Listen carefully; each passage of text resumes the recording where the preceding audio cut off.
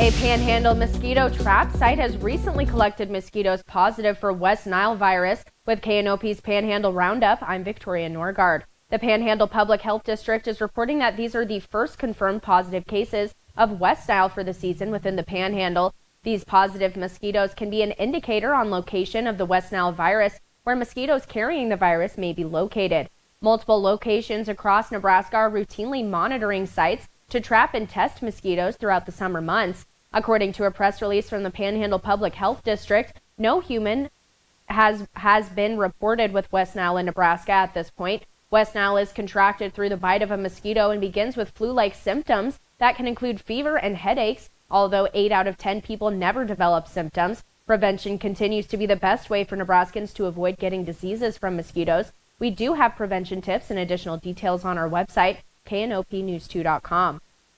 And in courtroom news, a Panhandle woman is slated to stand trial next week following a series of controlled drug buys conducted by the Wing Drug Task Force. Jenna Herrera reportedly sold methamphetamine to cooperating individuals twice in August of 2021, resulting in 2 counts of distribution of controlled substance. KNEB reports that an arrest affidavit says the Nebraska Crime Lab confirmed a total of more than 16.5 grams of methamphetamine was sold during the transactions. A tentative July 8th trial date has been set for the 36-year-old Scottsbluff woman.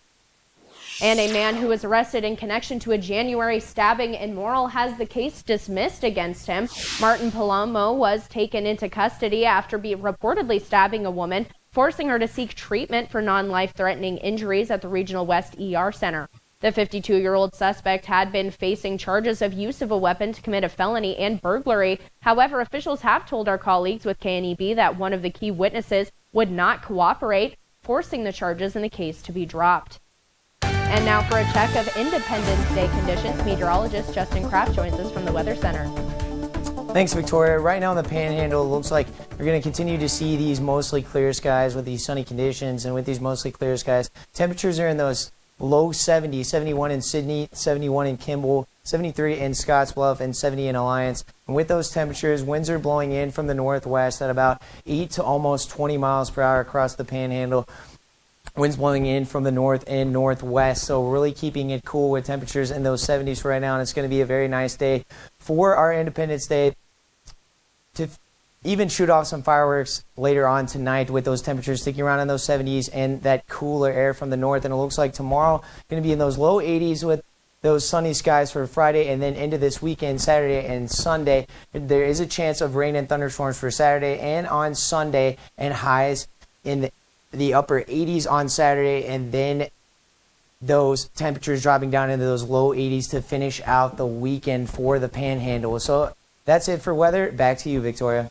Thank you, Justin. And in statewide news, the deadline for most of the ballot initiatives to get enough signatures has passed. 2 petitions are for constitutional amendments related to abortion. Protect Our Rights would expand access and protect women and children. That would put the current 12-week ban in the Constitution, which cleared the bar of required signatures by tens of thousands.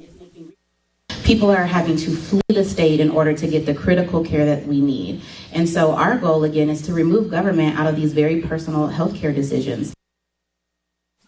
But none of these are guaranteed on the ballot, as the certification process often throws out large numbers of signatures due to duplication and other issues. And the Secretary of State's office has estimates on the signatures gathered. The Nebraska Medical Cannabis Regulation Initiative has 114,595 signatures. The Protect to the Right to Abortion collected more than 207,000 signatures. And for the Paid Sick Leave Initiative, is estimated to have 138,000 signatures.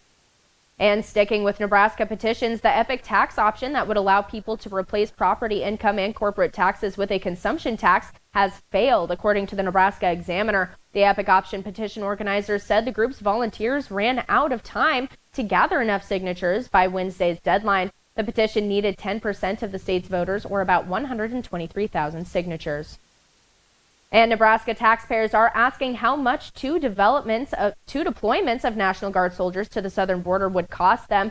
Governor Pillen ordered 2 deployments. Reporting by the Nebraska Examiner found the state's reported combined total for both trips was $1.27 million. The state paid $1.2 million using interest accrued from the second wave of federal pandemic relief funds. Then state taxpayers footed the remaining $71,000. And now here's a check of Panhandle Sports with John Clanton. Welcome to the Sports Desk. 6 decorated former student athletes will make up the 2024 University of Nebraska Athletics Hall of Fame. Leading the list, former Husker football player Ndamukong Suh and former Husker basketball player and Alliance native Jordan Hooper. All 6 on this list were either an individual national champion or the national or conference player of the year for their teams, each also an All-American during their Husker careers. And as you know, both Suh and Hooper ended up being first-round picks in their pro drafts, and they have their jerseys retired.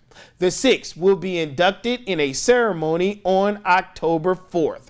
The class will be permanently enshrined on a granite plaque with the names of the 6 members added to the University of Nebraska Athletics Hall of Fame Plaza. And finally, the Twin City rivalry renewed on Wednesday night as Westco and Gering squaring off in Legion baseball action. Platte Valley Companies picking up the 9-1 win over the Zephyrs. Gering folks on a roll right now.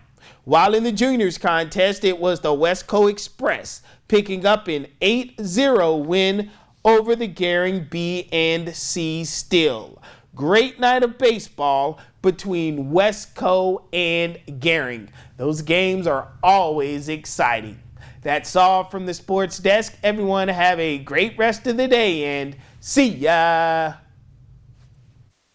Thank you, John. And hundreds of thousands of Americans may be infected with a tick-borne illness that causes an allergy to meat, and they don't know it. Alpha-gal syndrome, or AGS, is caused by the bite of the Lone Star tick, which is identified by a white dot on its back. Most of the cases of AGS have been reported across 13 states in the eastern half of the U.S., from Kansas to Delaware. The CDC says more than 110,000 cases have been reported, but more than 450,000 people may not know that they're infected.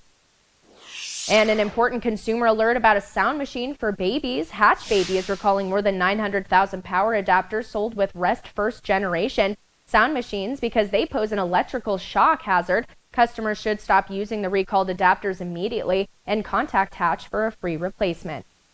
And that concludes another edition of KNOP's Panhandle Roundup. Join us right back here tomorrow, and on behalf of all of us at KNOP, have a safe and happy Independence Day.